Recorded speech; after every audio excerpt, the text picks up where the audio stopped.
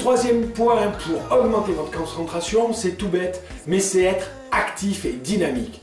Ça paraît tout bête, mais vous le savez, il y a des gens qui, quand ils se concentrent sur quelque chose, ça peut être lire un livre ou lire un cours, ou sur l'ordinateur, ou sur des dossiers, d'accord? Eh bien, qu'est-ce qui se passe? Naturellement, on tombe en énergie basse, physiologiquement, on s'endort un petit peu, et on a du mal à se concentrer parce que d'un coup, notre esprit vagabonde, on pense à autre chose et on peut carrément s'endormir. La concentration a cet effet-là. Donc, évidemment, ça n'est pas le cas avec les sportifs avec lesquels je travaille, d'accord, qui sont actifs, mais qui peuvent être très concentrés sur les mouvements qu'ils sont en train de faire ou sur leur propre gestuelle. Donc, le secret, c'est pendant votre phase de concentration, 1 heure, 2 heures, 3 heures, d'accord, n'hésitez pas à faire des breaks. Soyez attentif à votre énergie intérieure, c'est-à-dire peut-être certains c'est au bout d'un quart d'heure, 20 minutes, une demi-heure, et bien vous faites un petit break, vous vous levez et vous faites 2-3 exercices, des pompes, vous simplement vous sautillez, vous étirez, vous bougez. N'hésitez pas à vous remettre en énergie, 10 secondes, 30 secondes ça suffit, et vous repassez tout de suite au travail de concentration qui a tendance à vous mettre un peu moins dans l'énergie, comme répondre au téléphone, faire l'ordinateur, etc. N'hésitez pas à vous restimuler, vous donner en énergie. Quand j'enseigne dans des salles de cours, des choses comme ça, toutes les 20 minutes, eh bien j'ai un petit timer qui m'alerte et je fais lever mes étudiants. Ils se massent, ils sautillent, on fait 2-3 exercices, on se tapote, on fait différentes choses comme ça. C'est ludique, c'est amusant, ça relance la concentration et je vous garantis que là vous allez avoir un effet considérable sur votre concentration et bien évidemment sur vos résultats.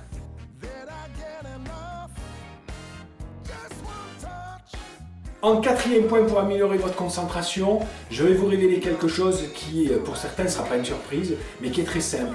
La concentration, comme la plupart de nos qualités mentales, est comme un muscle, c'est-à-dire que si vous ne la travaillez jamais, vous allez avoir de plus en plus de mal à être concentré. Alors que si vous la travaillez souvent, régulièrement, eh bien vous allez avoir de plus en plus de facilité à être concentré plus longtemps que les autres et ça fera une véritable différence.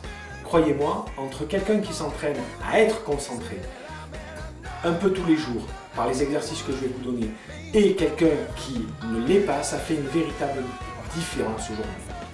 Pourquoi aujourd'hui? Parce que particulièrement aujourd'hui, on est sollicité dans notre monde où on est dans le zapping en permanence, où on est sollicité par des tas de choses comme les téléphones portables, les ordinateurs, etc. Je constate que, particulièrement les jeunes générations, mais même aussi des générations plus vieilles qui sont rentrées dans cette espèce de moule, eh bien on est sollicité en permanence. Ne serait-ce qu'une chose, avant, quand on se baladait quelque part ou quand on travaillait dans son jardin, on pensait qu'à son jardin. Aujourd'hui, à tout moment, on peut être interrompu par un téléphone portable qui sonne. Quand on travaille à son bureau, une boîte mail qui arrive, etc. À la télévision, on n'a pas 2 ou 3 chaînes, mais on en a 18, 19 ou 40 selon le cas. Je constate qu'on est dans un monde de zapping dans lequel il est très difficile d'apprendre à se concentrer. Alors, exercice pour développer le muscle de la concentration quotidiennement, d'accord? C'est un exercice extrêmement simple. Vous prenez un objet, n'importe lequel, d'accord, que vous pouvez avoir dans vos poches pour, tiens, voilà, moi j'ai une pièce de monnaie, d'accord, ça peut être un stylo, ça peut être une paire de lunettes, n'importe quoi, et à n'importe quel moment, quand vous attendez dans la voiture, peut-être vous pouvez vous donner un rituel tous les matins comme vous brossez les dents, vous pouvez accorder 1 minute, d'accord, quand vous êtes aux toilettes ou autre, et bien pendant 1 minute, j'observe cette pièce et simplement je vais focaliser mon attention, c'est-à-dire toutes mes pensées vont être focalisées par cette pièce, je l'observe, je suis pris par cette pièce, d'accord? Si vous faites ça 1 fois par jour, vous aurez un avantage dans 1 mois considérable par rapport à des gens qui non seulement ne font pas cet exercice, mais sont dans aujourd'hui un peu cette surexcitation d'être dispersés. Mais imaginez que vous faites ça 3 fois par jour, et bien croyez-moi, rapidement, très rapidement, vous allez être surpris de la capacité de concentration qui va passer de 1 heure à 2 heures, 3 heures, 4 heures, sans problème. Vous pourrez être sur un truc sans être déconcentré, en sachant faire le choix de rester sur ce que vous êtes en train de travailler, ce que vous êtes en train de faire, plutôt que de profiter de toutes les sollicitations que vous aurez pour sortir de ce que vous êtes en train de faire. travailler votre concentration par cet exercice très simple.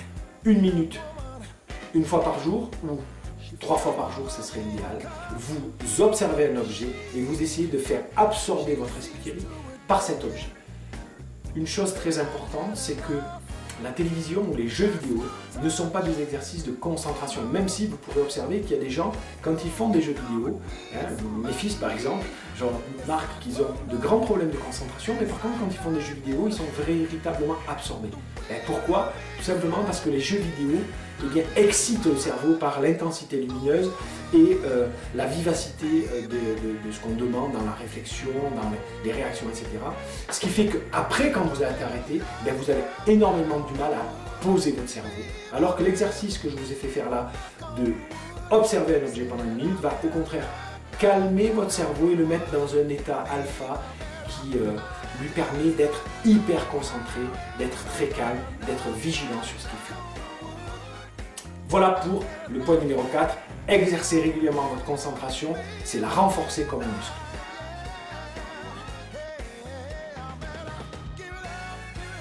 Enfin, le dernier point qui va vous permettre d'avoir une concentration hors norme et des performances très élevées dans votre travail, eh bien, c'est de définir un objectif avant de travailler, avant de commencer à faire quelque chose, que ce soit encore une fois le travail, même le sport ou autre chose. Définissez un objectif. Pour 2 raisons. D'abord, vous remarquerez que les gens qui sont focalisés sur quelque chose, eh bien réussissent. J'ai dans mon quotidien, comme vous, il y a des gens, ils sont obsédés par les affaires, ou réussir dans les affaires. Tous les matins, ils se lèvent, ils lisent les journaux, ils essaient de... tout de suite, ils sont réceptifs à ce qui se passe dans le monde des affaires et réussissent dans les affaires. D'autres personnes sont très portées sur leur corps, leur santé, etc. et ils réussissent là-dessus. Ce sur quoi vous portez votre attention, vous allez réussir. Tout simplement parce que vous utilisez un lobe réticulé activateur que vous avez dans le cerveau qui fait que vous percevez des opportunités que vous ne voyiez pas par avant. Quand ma femme était tombée enceinte, eh bien, je ne voyais que des femmes enceintes et des poussettes. D'accord? Avant, je ne les voyais pas. Elles étaient là, elles étaient quand même là. Mais je ne les voyais pas parce que je ne portais pas mon attention dessus. Si vous définissez un objectif, vous allez saisir les opportunités que vous ne voyez pas avant. Et donc ça, c'est très important. La deuxième chose qui est très importante, c'est que si vous définissez un objectif précis, eh bien vous allez pouvoir mesurer l'évolution. Et ça, c'est très important en termes de motivation et d'accomplissement. Je donne un exemple. J'ai pour objectif d'appeler des clients. Aujourd'hui, j'appelle des clients. Ce n'est pas un objectif suffisamment précis. Si je me dis mon objectif c'est ce matin j'appelle 8 clients, eh bien je peux dire là j'en suis à 50%, là j'en suis à 80%, ou il m'en reste plus que 2. Et donc je vois l'évolution et ça c'est extrêmement important. Donc définissez des objectifs précis. Si je dois travailler des exercices, ce n'est pas aussi précis que de dire aujourd'hui je vais faire 3 exercices de mathématiques. Si je dois classer des dossiers, eh bien c'est pas assez précis plutôt que de dire je range aujourd'hui les deux premiers tiroirs ou étages de mon étagère.